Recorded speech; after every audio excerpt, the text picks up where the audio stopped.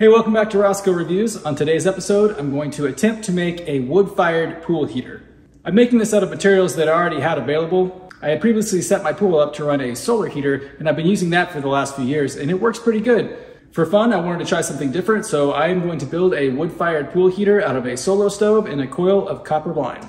Be sure and stick around for the end of the video when we find out if all of this work is actually worth it and heats the pool.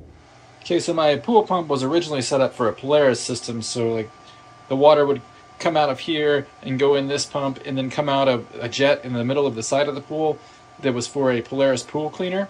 But since I don't use that, a couple of years ago I set this up for a solar pool heater, so the water comes out of there.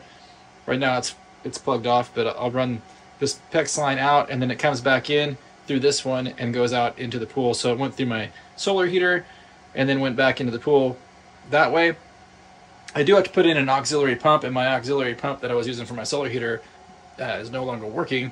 So I've got a new auxiliary pump that I'm going to put in here. It's just an inline pump, and this is 3/4 inch PEX line.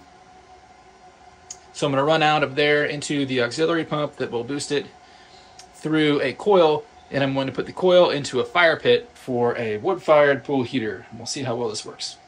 So I just got one of the cheapest auxiliary inline pumps that I could get off of Amazon, and then I had to purchase separately a couple of PEX connections to make it fit my PEX line.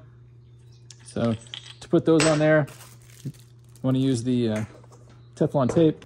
And this is a variable speed pump. I'll put a link for this pump down in the description of the video in case you're wanting to do a pool thing. If this works out well, then you'll know what kind of pump you can get for your pool heater.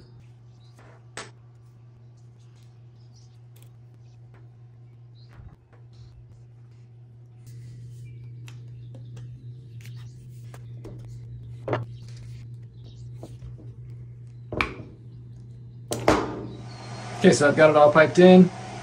Water will come from my pump, go off to this auxiliary pump. It will run out to my heat exchanger, which is going to be a little fire pit. So now I gotta go work on that end. Okay, so here's my plan. I've got this coil of copper that I wasn't using for anything that I'm going to put inside of a solo stove and pump water through it while I burn a fire in there.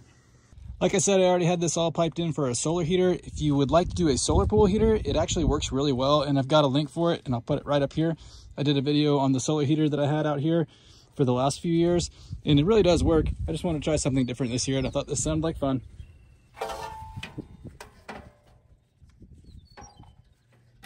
The biggest problem with this copper line is that it kinks really easy, so if you're trying to bend it, it just bends it right in half.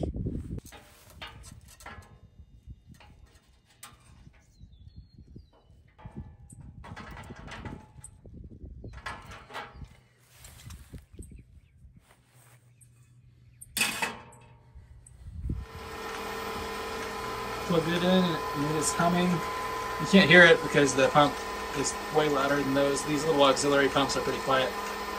So the system's on. It's flowing water through these coils right now. They're actually pretty cold because I just filled up my pool, so it's pretty cold.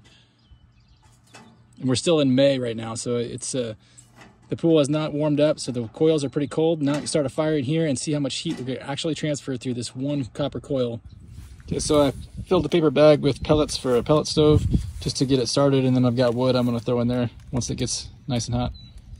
Got my fire started. I think it's going to take a little while for it to actually get up and going to get some good coals in there before it starts heating that line up. Looks like the heat transfer has caused a lot of condensation on the copper line.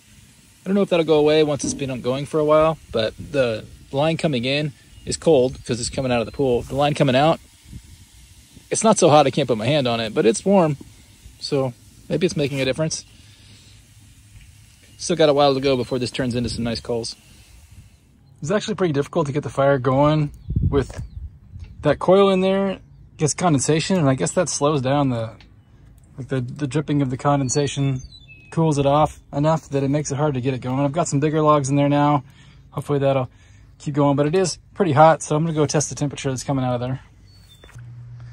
Okay, so I just filled my pool up, and I haven't given it a lot of time to warm up in the sun or anything. And we're looking at about 74 right now. So we'll see if the water coming out of that fire pit is any warmer. This is the jet that had the Polaris thing connected to it, and the water that's coming out of it is pretty hot. Like I can feel pretty warm water coming out of there. So I'm interested to see what it reads. Holding the thermometer in there for a minute. Let's see, the water was 74 degrees to start with. So coming out of my makeshift wood fire heater, we've got 84. It's like 85. So 85, so we went up 11 degrees. Okay, so takeaways from the wood-fired pool heater. Proof of concept, it does work.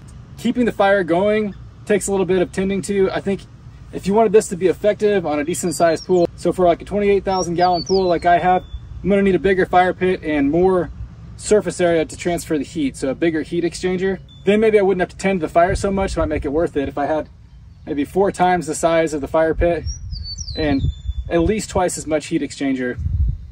Then maybe it could make it worth it. All in all, I think the solar heater is a better way to go, and I will put a link for that in the description of the video for the solar heater that I have and the video that I did on how to install one and how well it works. You didn't have to tend to the fire and stuff with the solar heater. It just made a lot more sense. So again, proof of concept, this does work. Is it worth it? If you do it on a big enough scale, maybe. Hope you found this video fun, informative, and at least interesting. So please like and subscribe, and we'll see you back here next time.